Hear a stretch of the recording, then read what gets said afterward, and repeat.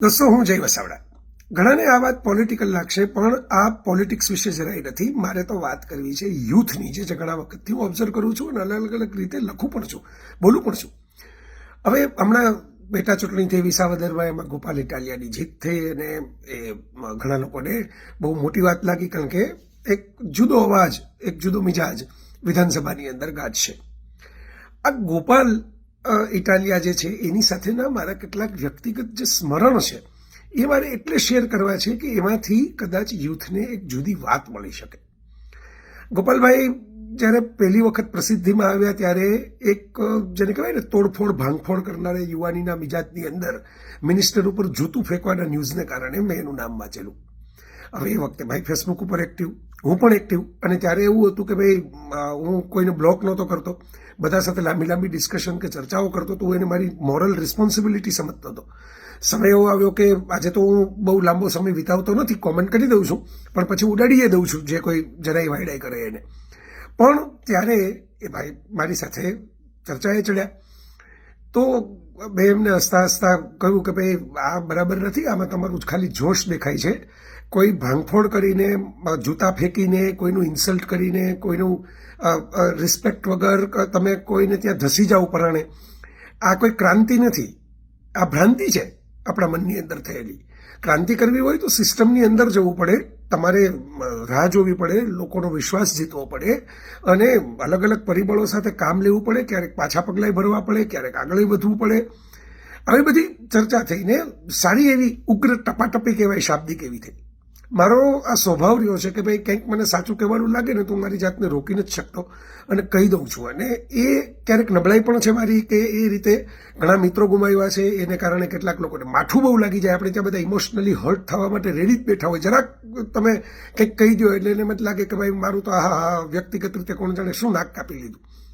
હવે આપણો એવો ભાવ હોય નહીં, પણ એવું થયું છે. અને આવી કોમેન્ટબાજીઓને કારણે કેટલાક લોકોએ વ્યક્તિગત વેરઝેરનો દુશ્મનાવટ ઊભી કરી લીધી હોય એવું થયું છે.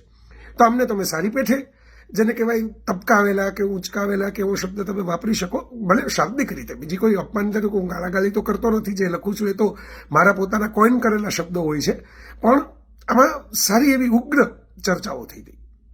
ઘણા એમની સાથે જોડાયેલા કોઈ હોય એ લોકો હોવા કરતા તૂટી પડેલા, મારી સાથે જોડાયેલા હોય એ કોમેન્ટ કરતા હતા. વાત પૂરી થઈ ગઈ છે. હવે મેં તો એમને કહેલું, પણ એમણે ઘણા લોકોને આપણે એવું કહેતા હોઈએ છીએ, ઘણા લોકો બહુ તો આપણી ઉપર ખાર રાખે, આપણી ઉપર ગુસ્સો રાખે, પણ પોતાની જાતમાં જે ડેવલપમેન્ટ કરવાનું હોય, વિકાસ કરવાનો હોય, કે પોતાને જે જૂઠું હોય કે ખોટું હોય કે એ વસ્તુને કરેક્ટ કરવાની હોય એ નથી કરતા હોતા.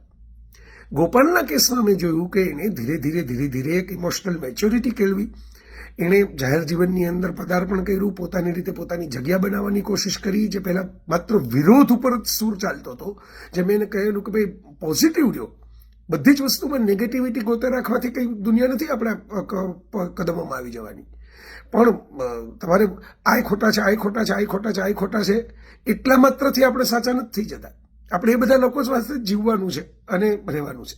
એમણે કેળવી લીધું. અને ભલે એમની બધી વાતો કે વિચારધારા સાથે હું સહમત ન હોઉં, અમારા એ રીતે રસ્તાઓ જુદા છે, એમને પણ ખબર છે. પછી અમારે થોડીક વાતો થઈ છે ક્યારેક કદા ફોન ઉપર.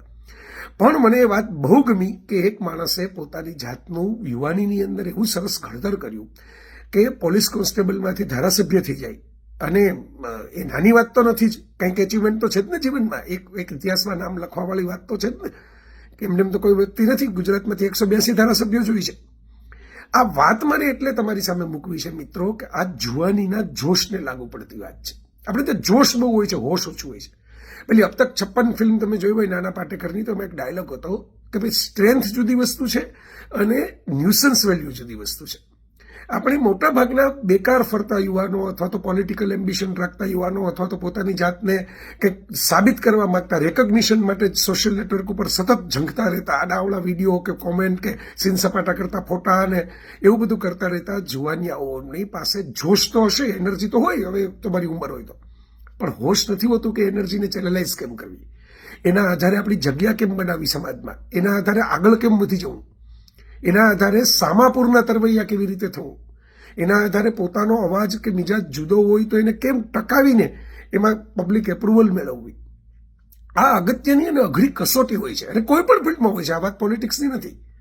હું જોઉં છું કે ઘણા બધા લોકો આડીધડ કોમેન્ટો કરતા હોય. મારી તો વાત જવા દો, મોટા મોટા લોકોની નીચે પ્રાઇમ મિનિસ્ટરનું કોઈ પેજ હોય તો ત્યાંય જઈને આમ કરવું જોઈએ, તેમ કરવું જોઈએ, આમ તેમ, અથવા તો મજાકો ઉડાડે ને આ હા હો એ કરી ઠીઠિયા ઠોડી કરે. એટલે ગલીએ બેઠેલા જે લુખ્ખા હોય નુક્કડ ઉપરના એવી મવાલીગીરી કરે. અમિતાભ બચ્ચનનું હોય ત્યાં પણ પહોંચી જતા હોય છે, બુઢો છે ને ડોસો છે ને સઠિયા ગયા છે. અરે યાર, તમારી સામે એક માણસ છે એ વડાપ્રધાન થઈ ગયા, તમારી સામે એક માણસ છે એ એવડો મોટો સુપરસ્ટાર છે કે આજની તારીખે આ ઉંમરે તમે જેને બુઢા કહ્યું છે ને, સઠિયા ગયેલા, સૌથી વધારે ટેક્સ ભરવામાં નામ હતું ગયા વર્ષે એનું.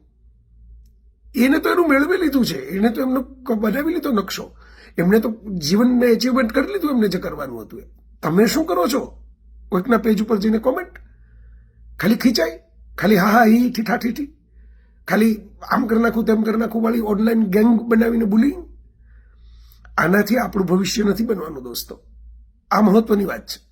કાંઈ પણ કરો, તમે ઓફિસર થાઓ, તમે સ્પર્ધાત્મક પરીક્ષાઓ આપો, તમે વેપારી બનો, તમે એન્જિનિયર કે એવા કોઈ ટેકનોક્રેટ થાઓ, તમે કોઈ નાની કોઈ સેવાનું કે એવું કામ સરસ મજાનું કરો કે અમારા વિજયભાઈ જેવી રીતે સદભાવનાનું કરે છે રાજકોટની અંદર, અમારા દિલીપભાઈ સખિયા કરે છે. આ બધા 3-4 લોકો જુઓ તમે, નાની ઉંમરમાં એમણે કોઈ કંઈક ચેકડેમનું કે પાણીનું કે ગાયનું કામ પકડ્યું, કોઈ કે વૃદ્ધોનું અને વૃક્ષોનું કામ પકડ્યું. આવા કોઈ તમે એજન્ડા લઈને તમારી એનર્જી એમાં ડેવલપ કરો. આ કરશો તો ત્યાં તમારી નોંધ લેશે, લોકોને રસ પડશે તમારી વાતમાં અને કંઈક એવું લાગશે કે ના આ વાત છે એ માત્ર કોમેન્ટ નથી. બીજાની ઉપર કોમેન્ટ કરવાથી આપણી લાઈફનું ક્રિએશન થતું નથી મિત્રો. આ શીખવા જેવું ને સમજવા જેવું છે. એટલે પેટા ચૂંટણીઓ તો થાય બહુ મોટી વાત નથી, પણ આ વાત જે મેં જોઈ કે ભાઈ ગોપાલે જે રીતે પોતાની જર્ની ડેવલપ કરી એ મને ઇન્ટરેસ્ટિંગ લાગી, ગમી. ભલે અમારા મતભેદો કંઈ પણ હોય એ રહેવાના, પણ એકબીજા માટે એક સન્માન, રિસ્પેક્ટ છે. હું ભાવનગરમાં સુભાષ ભટ્ટ સાથે એકવાર ઊભો હતો, મધરાતનો સમય હતો, અમે તો વાતો કરવા માટે નીકળ્યા હતા, બીજાને ડિસ્ટર્બ ન થાય. તો ગાડી એક નીકળીને એમાંથી ગોપાલભાઈ નીચે ઉતરા અને એણે ઉતરીને પૂછ્યું કે ભાઈ બધું બરાબર છે ને, હું તમને ઓળખી ગયો, કંઈ મધરાતે તમે રોડ ઉપર?